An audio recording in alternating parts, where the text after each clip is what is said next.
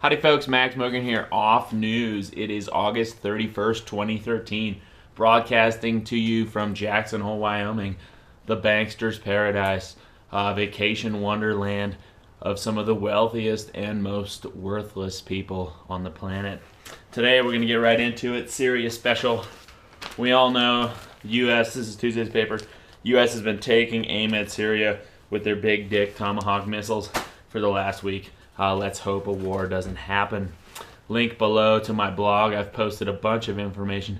The independent media is doing a great job of exposing the lies and war crimes of the U.S. government as they try to bring us into this illegal war of aggression overseas. We all know that the U.S. and Israel have been funding the rebels with ties to known terrorist organizations for the last 2 years, since 2011. So it's not a surprise that the U.S. is trying to intervene now.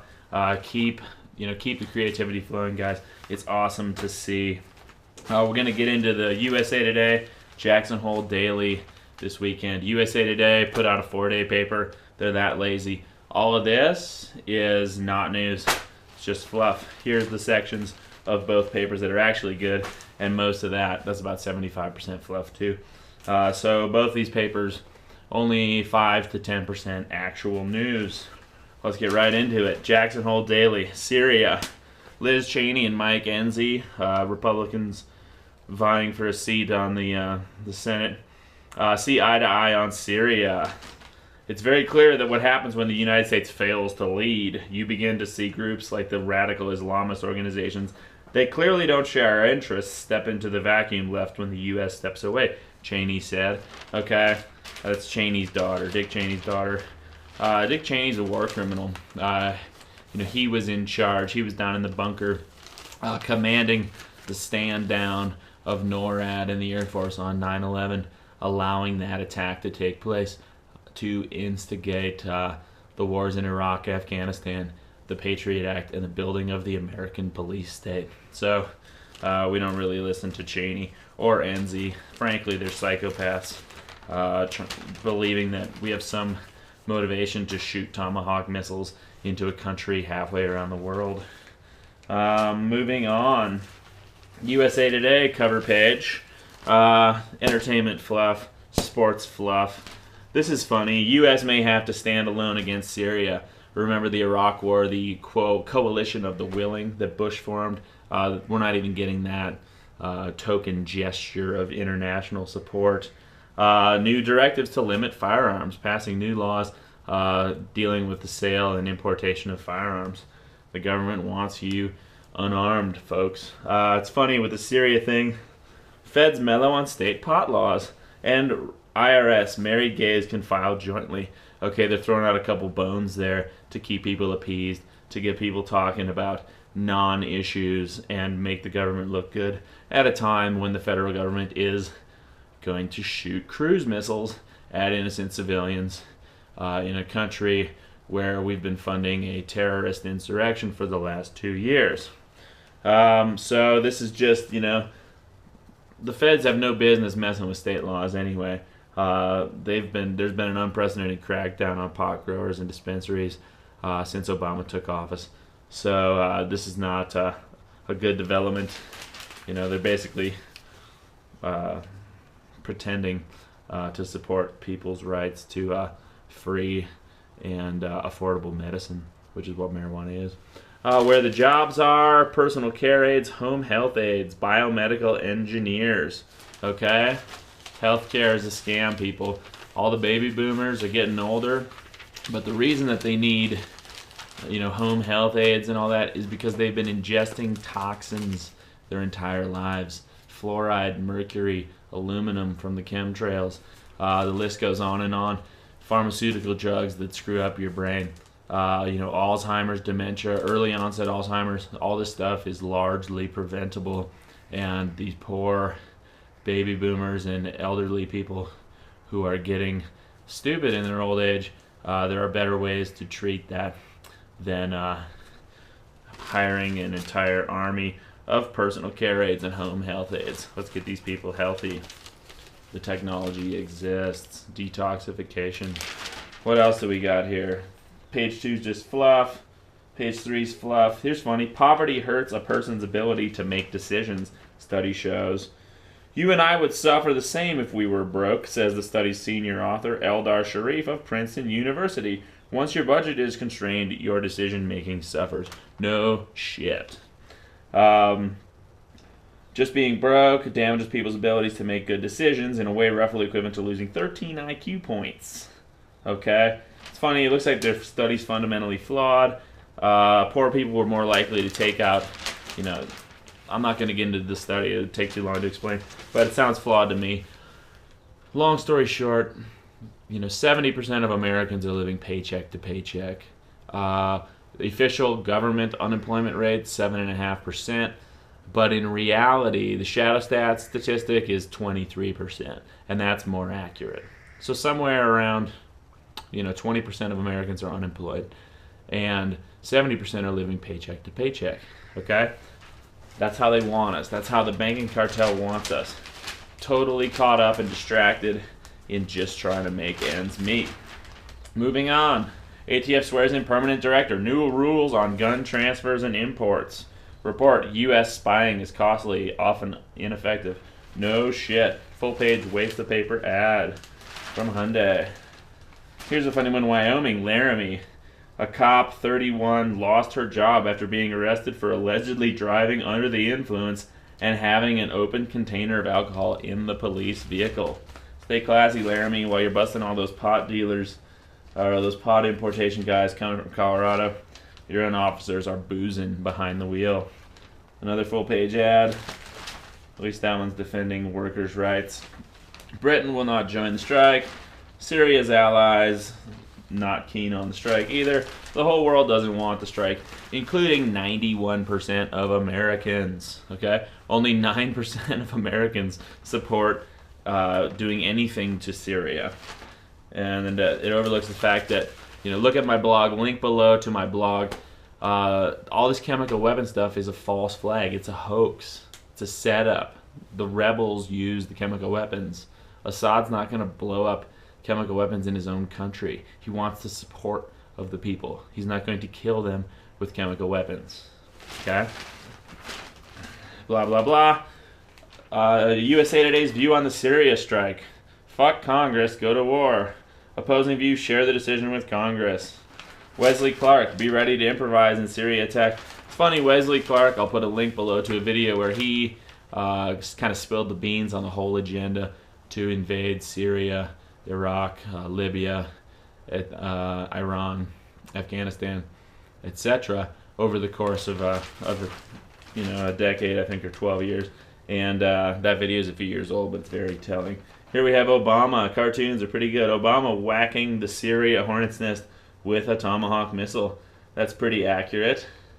And then, here's an interesting one too. Assad. Sir, we've gotten word that a U.S. military strike of cruise missiles from 4 destroyers lasting as long as 3 days is imminent. Excellent intel. Where did you get that? And his advisor points to the TV news. That's true. The U.S. is claiming they're going to just shoot a few missiles into Syria, which will somehow make things right. Might doesn't make right, people.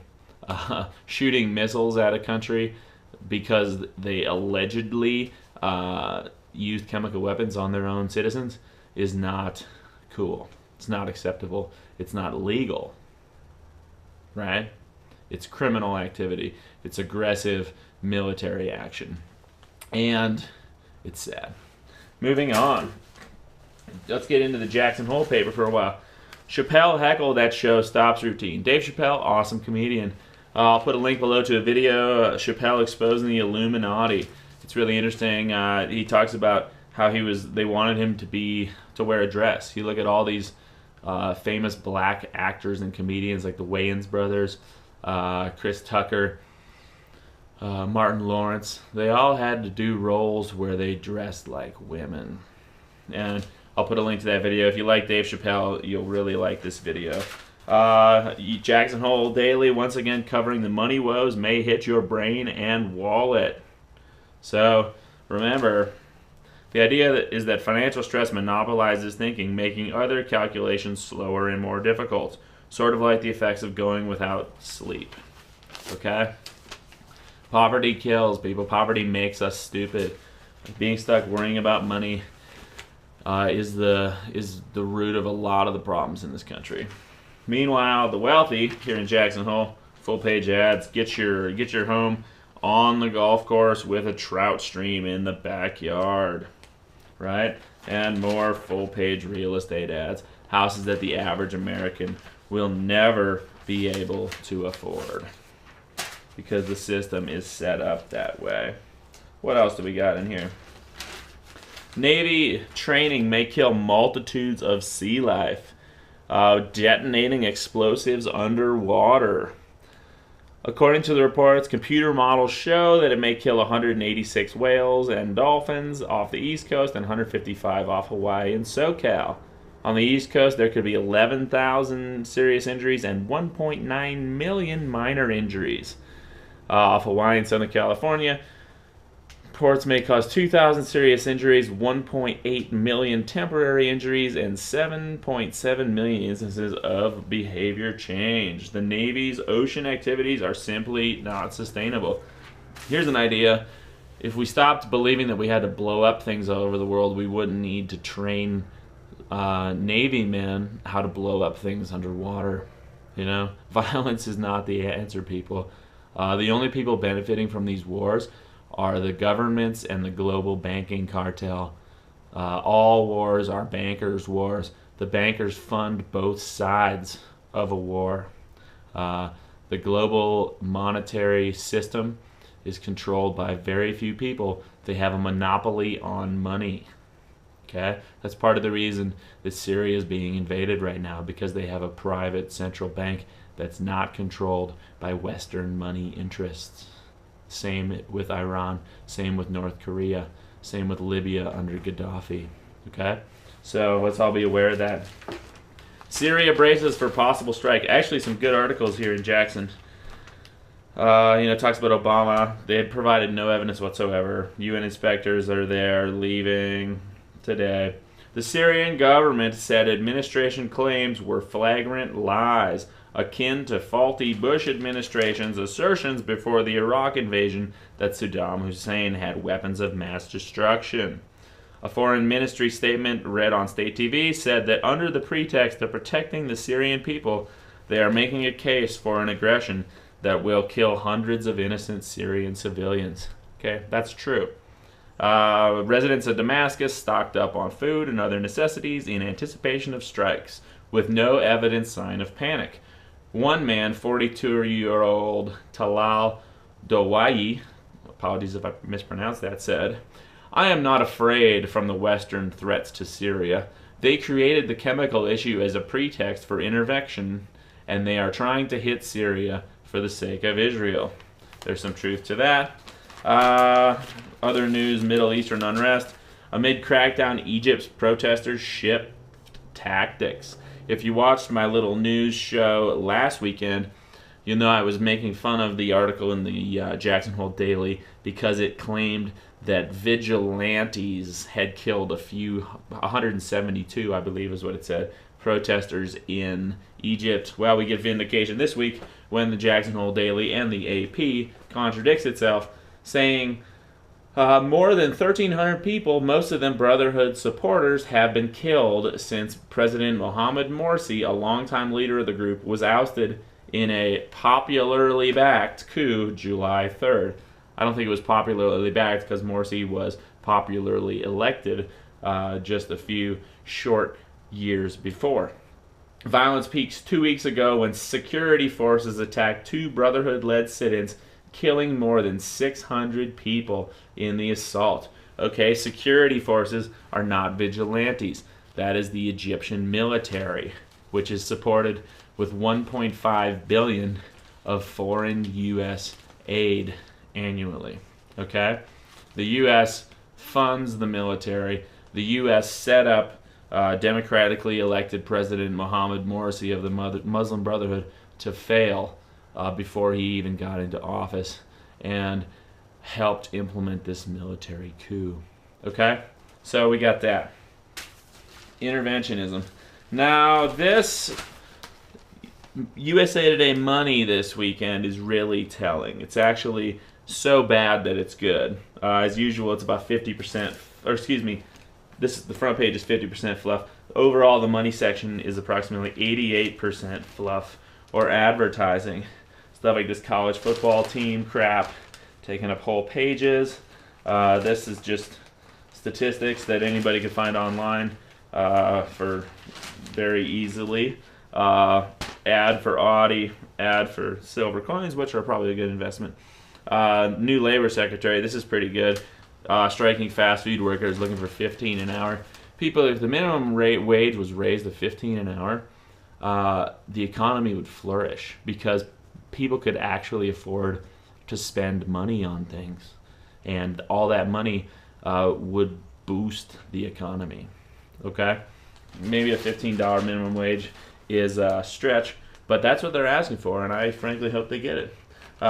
More fluff here and fluff here. Interesting. Web domains locked up after New York Times hack. They blame the Syrian electronic army for taking down the New York Times. Is that cyber terrorism? I don't know, but it can certainly be used to support the assertion of invading Syria or shooting Tomahawk missiles at Syria.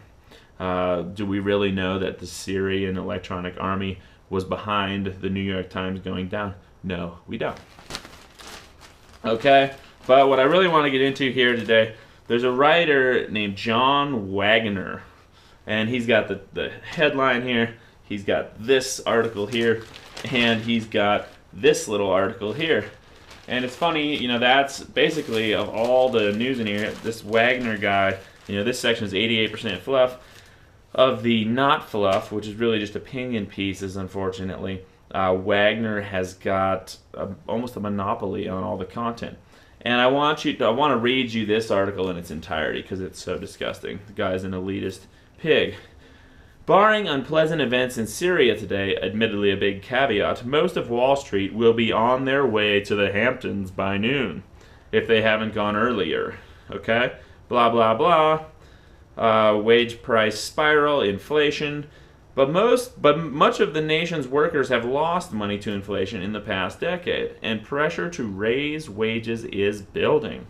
Fast food workers are demonstrating to increase their wages to $15 an hour. 3 Democratic congressmen have introduced a bill to push the minimum wage to $10 an hour, up from its current $7.25. While a $15 an hour minimum wage is highly unlikely and a $10 minimum wage is also unlikely, both reflect wage pressure. Okay? Next week is the closely watched jobs report. No one is expecting a big reduction in the unemployment rate, currently 7.4%. Well, actually, it's closer to 23%, John. But if wages start to rise and unemployment starts to fall, the Federal Reserve, the private banking cartel, will reduce its bond buying program and let interest rates rise.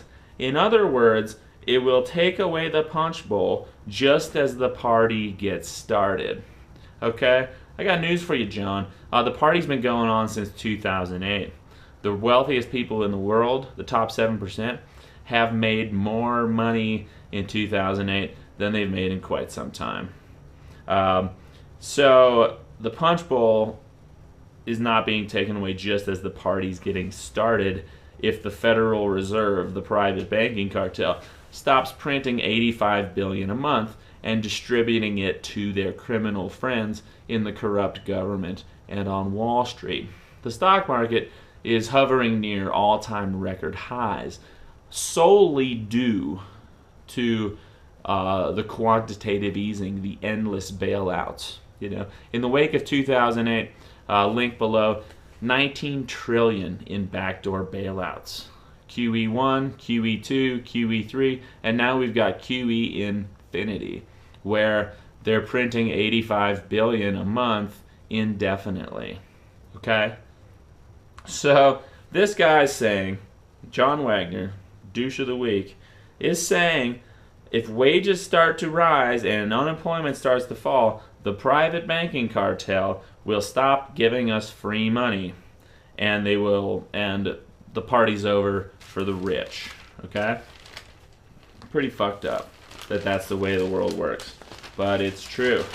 Another interesting thing, this Wagner guy, this emerging markets is interesting. It looks like Brazil and Turkey are being punished because of their inability to quell the protests there recently. But another John Wagner article, don't let worries rule investments. Playing defense can sap growth. So he's saying, get out there, invest that money, you're going to get rich. But it's curious, he kind of plays on all these horror movie metaphors. The fall, for reasons, blah, blah, blah, soul-searing panics in the stock market. This fall is shaping up to be no different than historical falls. Looming military action in Syria, another fight about the debt limit, and hordes of the gibbering undead will make this autumn peculiarly dangerous. Hordes of the gibbering undead this autumn? What's he saying there? Is he just starting off his metaphor about horror movies and the stock market? Or is he actually forecasting or implying in some way that there's going to be some sort of zombie plague? I don't know. But what is interesting, he goes through this whole article, and once he ties back to it again at the end of the article by saying, your best bet protection is a sense of optimism. The U.S. tends to do the right thing, even if only after trying every alternative first. In 20 years, your fears of 2013 will probably feel silly. Unless there's a zombie invasion, of course. Then all bets are off. So it's just interesting. It's interesting how this guy can, writing in a national news media outlet, is obviously the senior writer there, top dog in the USA Today money section. He appears to be living in a fantasy land where in the same sentence he can talk about the looming action in Syria, the debt limit, and hordes of the gibbering undead. That's like if I were to write a sentence with some serious stuff and just total nonsense. Unless, of course, Mr. Wagner knows something we don't and is actually letting his readers know that perhaps some biochemical warfare could be waged on American soil this fall. We don't really know. Infographic. What would you give up for a bill-free month? 40% their romantic life. That's sad. 37% TV. If you have a TV, please smash it. 35% nothing. 25% cell phone. And 16% sunlight. Okay? A bill-free month would be nice. Let's all just remember, money is a made-up thing. Money is a fiction. We live in a world of unnecessarily scarce money and artificially scarce energy. Okay? Suppressed energy technologies render fossil fuels obsolete.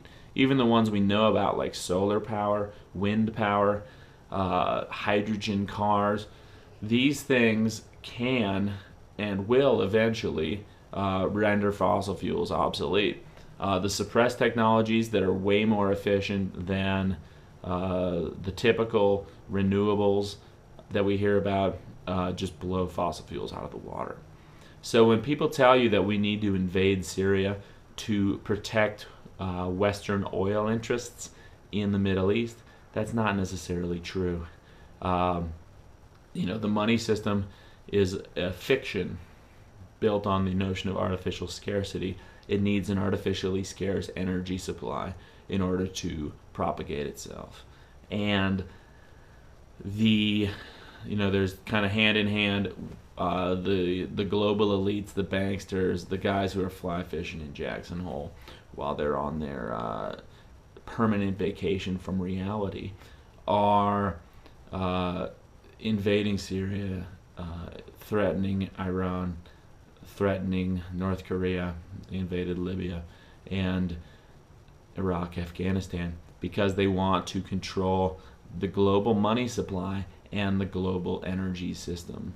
They want to keep us living in the Stone Ages, or not Stone Ages, in the oil age, energy-wise, and they want to keep us living in the made-up fiat monetary system because it's all they know how to do. That's it. Max Mogren, check it out. Take care, one love. Freedom to mankind. Keep fighting. Peace.